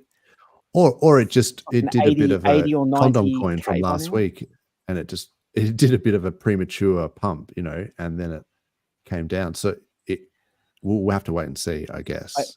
I think that there's a year left is it's possible. It's very possible based on previous history. I'm not saying it's going to happen. I don't know. No one knows, but it's very Could be, possible. man. That's Could be. what's always I think- happened in BTC over the last 15 years. So somewhere, so we're kind of like splitting hairs as well, because I'm sort of saying 18 months, and then you're saying like maybe it's 12 months. But so I guess then the follow-up question is between 12 and 18 months from now, if that is the absolute top, which is, like I was saying, is actually a motivator for me to kind of think this is like last drinks, guys. Like, you know, if you want to be, you know, they're about to close the pub type thing, and then we're going to hope that retail are going to come in and buy the top. But then do you think that Hex and PulseChain will pump later than the BTC pump, or later than the total 2 peak? Because historically, like if you look at it, like, you know, you could argue that after the ETH topped out, that's when Hex started pumping last time. I think in terms of the PulseChain, it's possible. Well, in terms of the PulseChain system, I think it's going to have more to do with Richard's court case. Yeah, definitely. Could be as well. Yeah. Which seems to be going well. And I kind of like the idea that his case is going to set precedence for the Uniswap case with the SEC. So now all of a sudden, people have got invested interests in the RH case that maybe didn't before, because they're going to be like, we really want Richard's case to go well. Then they can cite those wins in the case for their own case later on. That, you know, it sets a precedent. Their lawyers might use it, but they won't come out. You won't see Hayden Adams coming out and saying Richard Hart was right. No. I'm not saying that. I'm saying that the lawyers in the SEC case with the Uniswap SEC case, I think. But if they do, but if they do use it, we will Photoshop the fuck out of Hayden Adams wearing t-shirts saying RH was right. If, like, at the time of him using that precedent, like, we will just make sure. Yeah. Knows. Do it. They deserve everything they get. There's too much of a cultural divide in his kind of like, so his group of friends compared to what Richard represents for them. And there's too much repressed sexuality and stuff like that. There's no way. But lawyers don't care, man. Stop. Rewind. What did you say? Well, there's too much repressed sexuality. Like, did you say repressed sexuality? Yeah. I want to see how you tie this together, man. I want to hear. Well, Richard is basically incredibly open about his sexuality, and he's very much, you know, like, what do you call flamboyant. it? Black pilled or flamboyant? I don't know. Like, he pick out women and all of that kind of stuff, and that flies so against the culture of people of Hayden Adams' ilk who have gone through university and have been, you know, like, inundated with all of this kind of wokeism, and, you know, they're donating to the Democrat Party. They're literally donating to the people who are trying to put them out of business.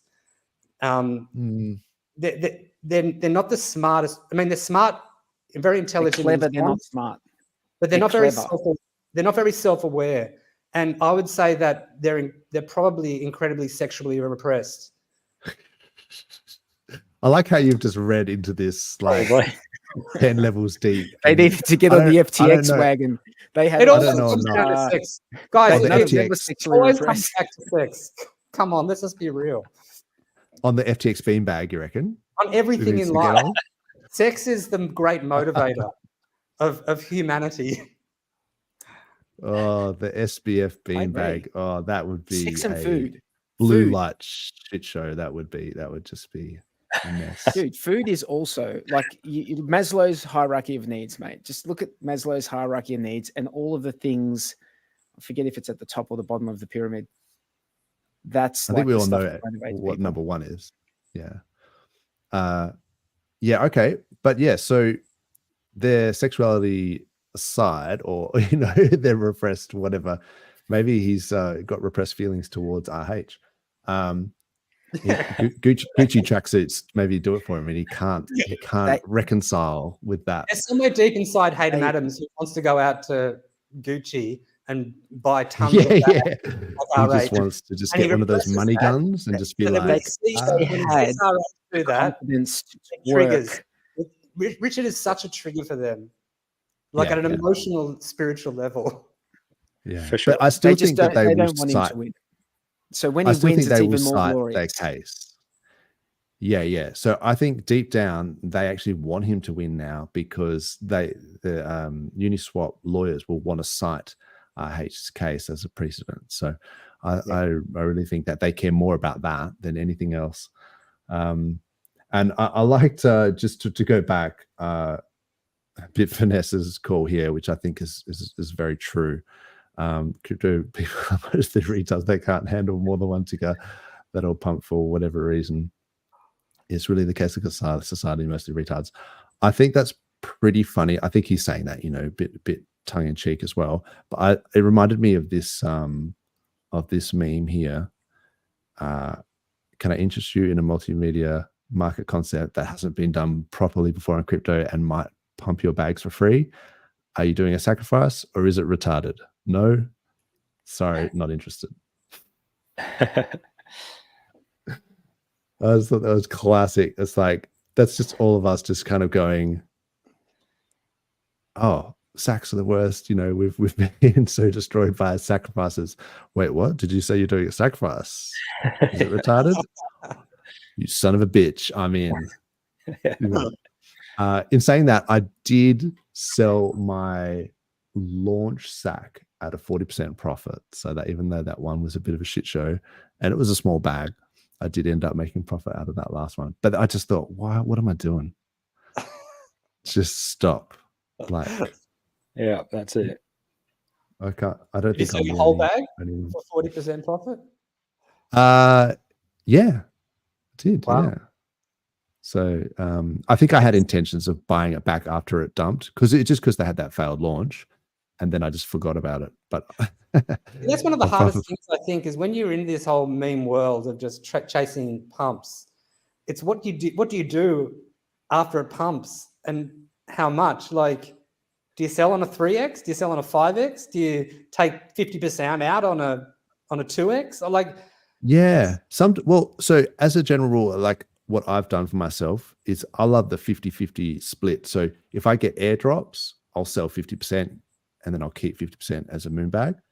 If I go into a lottery ticket and it does a 2x, I'll either take out the principal and then, you know, let the rest ride, or sometimes I'll take out 50% of that principal and then let the rest ride, depending on if I still think it's got legs. But yeah, you got to take your principal out, or then you can worry about taking profits later. But just as a baseline, you want to at least take 50% of your principal out on some of these shit coins that pump. So chat's got a few things. I've got another thing. Yeah, go ahead. It's interesting. I've been looking into. Well, first of all, Roger Vere's book has just come out, which goes into the whole block wars. And I haven't read the book yet, but I've seen some interviews with Roger, and it's interesting because when I came into crypto, it was right in the middle. Oh, you got it. And have you? So you've read it, hey? So what do you think so far? No, I just started. I think I just got it. It. Yeah. So I'm just starting. Yeah. So that's showing the level of manipulation that has happened in Bitcoin. And and then there's another guy who's from there's one of the original guys from the Ethereum Foundation. He was a lawyer. His name escapes me right at the moment, but you can find his interviews. And he said some very interesting stuff. One of the things he said was like how much the team actually has. Like Joe Lubin sounds like a bit of a dodgy character, and he might have like he might be the OA of Ethereum. And another thing interesting he said was that the DAO hack was an inside job. For those who don't know, the DAO hack. DAO? There's at some point in Ethereum, like I think 2017, there was there was a DAO which was poorly basically coded. they roll back the chain. That's where you got the split between. This is the It was a classic. poorly coded Yeah, contract. Yep. Poorly coded contract, and it was exploitable. Someone exploited it, so it wasn't So he was technically saying a it's an hack. inside job. Well, it makes Ah. sense because if you does. knew, it makes sense because only an insider would know that it was poorly coded. Someone throwing their eyes over the code, just saying, "Oh yeah, it's fine. Yeah, deploy Yeah. that shit." And then- Joe Lubin and Vitalik really went after this guy, and the courts went after him, but he's defended himself successfully. And it really brings into interesting. question not only Joe Lubin, but also Vitalik and his how much he knew and what he knew, and like if he knew that the DAO hack was an insider job or not, and things like that. I saw a Interesting. very disturbing image of Vitalik as a woman, as a girl, as a young lady or whatever. When I say young lady, like a 20-year-old lady, very disturbing. I had to turn that shit off immediately. Very disturbing because you attracted to it, or because you... Got some No comment. sexuality there, OG. Was it the Hello Kitty t-shirt that was the thing, or Yeah, we far can move out? on. Yeah. All right, let's move on real quick. There's a bit of repressed sexuality for you there. Blue That's Fire. right. You got a bit of Hayden Adams going on there. I do find that funny. How RH is always getting those purses and stuff, and it's like, yeah, cool. Purse collection, yeah, cool. What? Like, oh, because he's like, come back to my house and let me show you my purse collection. It just sounds like a good line, and maybe women go for that. They're like, wait, what kind of purses have you got? A whole collection. Yeah, let's do it. And they get there and there's just like a sex swing and a sex chair and other sex furniture that I don't know about. You know what, the more I think about it, the more that could possibly work. Yeah, I think he's like, yeah, the more you think about it, you go, why do you need a purse collection, bro? Oh, okay, yeah, maybe. Anyway, I just wanted to bring this up real quick. UFC 300 is on this weekend. Stacked. I am What seriously keen. So card. Yeah, serious card. I reckon Pereira is going to be, that's going to be awesome. Potan, he's just an absolute weapon. Gaethje, I reckon, as much as I love Holloway, I think Gaethje's just going to be, he hits really hard. Oliveira is an absolute beast as well on the ground, like submission expert. Is it Chang or Zhang? I'm not quite sure how you pronounce it, but she is an absolute weapon as well. So Zhang Wei. yeah, and Petroza, I'm not sure how you pronounce it. I think it's Petroza. Yeah, he's wicked as well. Oscar. Yeah, and Holly Holm as well. She knocked out Ronda Rousey back in the day in that Sydney card. I can't believe she's still fighting. Yeah, she's got to be a bit long in the tooth. She's got to be close to 40, I think. Yeah, but still, I don't want to get bloody roundhouse to the face by her. I think she's still a bit of a weapon. That guy Lopez as well, that Brazilian dude who's fighting Yusuf, that's going to be an absolute banger. He's like incredible. Yeah, man. There's there's so many good there's some really good lineups. This is going to be awesome. Yeah, even Gardebrand, he just swings for the fences and stuff, and so they're like bantamweight or whatever, but they're pretty active. But the Pereira one, I think that's going to be sick. So anyway, I know Bluey's a fan as well. I know he loves it. I think that's But do you have any? What would you say, Bluey, if you had to just like maybe just this top, main card? Yeah.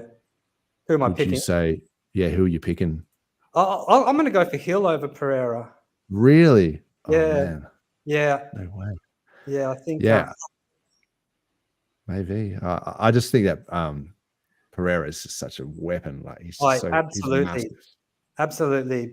But like there's a lot of footage on him now, and I think that he'll probably have he knows about the left hook. He knows about the leg kicks, and I mean, let's see how well he's planned for them. You know, and I mean, so I think, Gaethje as well, because he kind of ended. yeah, Gaethje Holloway is such a good match, and that could be a serious slugfest. Yeah, I mean, you'd have to probably give Gaethje a bit of favoritism there, but it could go the distance, this one. And if it goes the distance, I think Holloway could have on points. Yeah, Holloway could be a chance. I don't see Holloway knocking Gaethje out, but like Gaethje does so much damage, man. He does. He hits so hard. They both like to bang. They both like to bang, and I think that Gaethje's just going to. Yeah, but Holloway's never been knocked out. I mean, and see what like Volkanovski did to him. There's any time. What's that? Well, yeah, I know it's never been knocked out, but the older you get, you know. Yeah, the more you've been I mean, I just remember when there was, I think they had no crowds for the Spicy Cough around that time, and you could just hear when Gaethje was hitting like that slap sound, like it was like a real, and it's like, oh, it just sounded like real meaty slap sounds when he was hitting, and it was like, and people talk about him hitting hard, and it's like, oh god damn, like he's just a machine. And didn't he like pretty much end Tony Ferguson? Do you remember when that might have been the Tony Ferguson fight actually? That was his down. That was the start of the downfall of Tony Ferguson. He pretty much ended his career with that. Yeah. That was like, oof. And I mean, Holloway's had some real good bangers and that as well, but it must have taken its toll, I would have thought. Yeah. Anyway. And what do you do? You like Oliveira? He's pretty good. Oliveira, look, I think that's such a hard match. If he gets his back, though, it'll just rear naked him and but he's gonna have to beat him. The thing is, he's gonna have to I don't know. Oliveira is so exciting because he just gets wiped often in the first round and then comes back in the second. So we could see Suzuki and just dominating him in the first. But then Oliveira just comes out and does something to him, and the second. Yeah, I think it's going to be awesome. I'm really looking forward to it. A lot smaller and chunkier as well than he can still strike, man. Yeah, Oliveira have faced before. Oh yeah. Not sure how that will play out. Yeah. Anyway, was there anything else? Who's the other guy fighting Oliveira? Suzuki, I think he's Armenian. So he's a wrestler. He's a pretty good striker. Super powerful. But yeah, he can wrestle. I haven't seen much of his fights, to be honest. But I know Oliveira is just a machine. So, but yeah, stacked lineup. So that should be good. Is there anything else anyone wanted to chat about? Oh, here we go. Speaking of MMA. Oh, that's the Nick. I didn't realize that Nick Eddy is the same Nick who was giving us that info about Hex in Australia, because he had a private ruling that the ATO was saying that you could treat the Hex stake yield as a capital gains rather than as income. Yeah, that was a private ruling, so that's you have to see, but maybe people can cite his case if they had got a private ruling with the ATO, and then we're waiting for the ATO to actually publish that and to take out. What was so interesting about that private ruling was, and we haven't obviously we haven't read it on the site yet. We're waiting for it to go up on the ATO website. But the interesting thing about it is that in that private ruling, they determined that an end stake, it does not constitute a tax event. So the actual tax event is like you stake, and then you end the stake, and then the tax event is when you then sell it or change it into another crypto, I guess is if you go off what the ATO's other guidance says. But so there's potentially that's potentially a good outcome, because the thing is that you know, if you end a stake under the current you know, and this is not tax advice or anything, go ask your accountant, they probably know, but currently, as far as I understand, you end a stake, and a lot of accountants are saying, oh, you need to like pay tax on that stake being ended because you've got all these new tokens. But like based on that private ruling, and just remember it is a private ruling, so if you want that to apply to yours, you would have to like go and ask the ATO, you know. You don't have like, to ask, the you just have to put that in, and if they find a problem with what you've done, then they'll come back to you.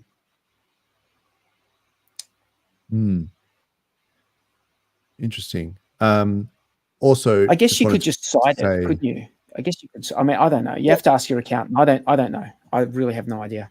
Yeah, we're not tax advisors. Don't take any. We don't know. I don't know. Yeah. We just literally finished our beers. But Nick also mentioned that Dom Street Buddha Marfan's next fight is July 22nd. So we'll have to check that out as well. What does he play in? Is that? I think it's the Eternal MMA. Is what he's in. Have you seen that one? It's brutal, man. It's wicked. Yeah. Is it different rules? Or? No. I think it's just MMA rules, like, you know, no fish hooks. No, like, you know, kneeing when they're on the ground or whatever, like pretty much UFC. But yeah, the Eternal. Is it an Australian thing or? Yeah, it's an Australian one. Yeah. Oh, right, yeah. Cool. It's really cool. I've seen a few of them. You get some really good fighters and you get some pretty ordinary ones as well, where you're kind of going, what are these guys doing? But I think that this guy, Dom Fans, he Street Buddha, let's just call him Street Buddha. He was fighting for like a championship. Like he was actually like a top level, you know, cool. was his last fight. And so apparently here it is here. He's got the PulseChain Go Pulse on his walkout shirt. So how do people watch that fight? That's awesome. I mean, it's a while away, but I got to head off. I'm going to see you later, guys. Sorry, I'm just going to duck out. That's cool. See you. We're going to wrap it up anyway soon. No worries. Thanks, 43. How do we support him? Yeah, Nick just said July 22nd. So we've got a bit of time, but I'm sure he'll let us know when the fight is on, you know, how to stream it. Maybe it's in Perth. I could go down and check it out. That would be awesome. But yeah, good on him for being a Pulsican and representing Go Pulse, and I think that's a good way to get the spread the word. And yeah, did you guys want to say anything else before we wrap it up, like any outros or anything? Yep, Blue Bum, go for it. Oh, no, that's goodbye. Thanks for having us on. Thanks everyone in the chat. Awesome. Don't look past the Zen ecosystem. Like if you want to like try to find out where the ball's being kicked to, rather than trying to chase the meme balls, I think that Zen, that's where I'm concentrating a lot of energy at the moment. Sure. And it's because I think that it's it could be where the ball's going. All right. Well, there you go. Interesting. True Blue, what do you think, mate? You got any words to say? It's hard to do everything. I want to look over some of the Zen stuff, but it's like there's just so much going on. But no, my words would be get a hardware wallet, because there's been some things going on, but you know, they can save you. And the other one is, I've heard that dips are in the game. That's right. I've heard that. Hold on tight, and hopefully we come back up. So. Do we know what happened to Nerdgirl? Like, I was going to say, shout out to Nerdgirl. Really sorry to hear that she Mars she got wrecked. So I saw somewhere that she said she had a client who asked her to look at their game, and she downloaded the game, and she thinks that's possibly like some sort of malware or keylogger or something. Yeah, so, I don't know why she would do that. Yeah, so there's that Mars Stealer is a basically they can attach that like Trojan to different things that you open. So this game, for instance, it would have opened it, and then it knows exactly where your seed phrase is within your web browser. That's not hard to do, man. Yeah, exactly. Hot So it knows where wallets, that like, is. Yeah, you can, and then it's got a. Sorry. Go. No. I was just agreeing with you that you're right. Yeah. Like that, those hot wallets in your browser, it just literally stores your seed like Exactly. somewhere that you can access. So exactly. So yeah, and then basically once they have that, then there's a keylogger that's part of that Mars stealer. It's waiting for you to put your password into your wallet extension. And then as soon as you do that, it just owns your wallet. And you can even brute force it. Yeah, it phones home, and then there we go. So yeah, I mean, you wouldn't even need the passphrase you wouldn't even need the wallet password if you get those seeds. Yeah, exactly. Yeah, but the keylogger thing, like, you can brute force a password anyway, unless it's got like 24 characters and it's got exotic symbols and things in there. If it's just alphanumeric, you can brute force it. Like, so look, that's just terrible. I think, if people are going to use a hardware dedicated, wallet would have saved her. Yeah, because the seeds on a hardware, it had a passphrase as well. Well, even it wouldn't have mattered because with a hardware wallet that you create the seed offline, the seed never touches the computer. So it's only ever generated inside the Trezor, and then when you connect the Trezor, you authorize it, with the hardware device. Yeah, it sounds like she made a number of mistakes. Not having a hardware wallet, downloading some software she didn't fully know about, and then also she had everything in one wallet rather than dispersing over a number of wallets. Yeah. And I mean, if you're going to have a dedicated laptop with your hot wallets and stuff in it, then you shouldn't be installing other programs and things on there. But us saying this is not helping her, and so it's like, I'm not trying to rub it in or anything. I don't want to be mean or anything, because it's a terrible thing that's happened. The only reason why we talk about this is to try and educate others so that they think, oh, hang on, I've also got all of my stuff in one wallet or whatever. And then you think, well, maybe you should buy multiple hardware wallets, generate the seeds offline, all that sort of stuff. Listen to Papa Boner, and he talks about security, so it's very important to get that right. But exactly.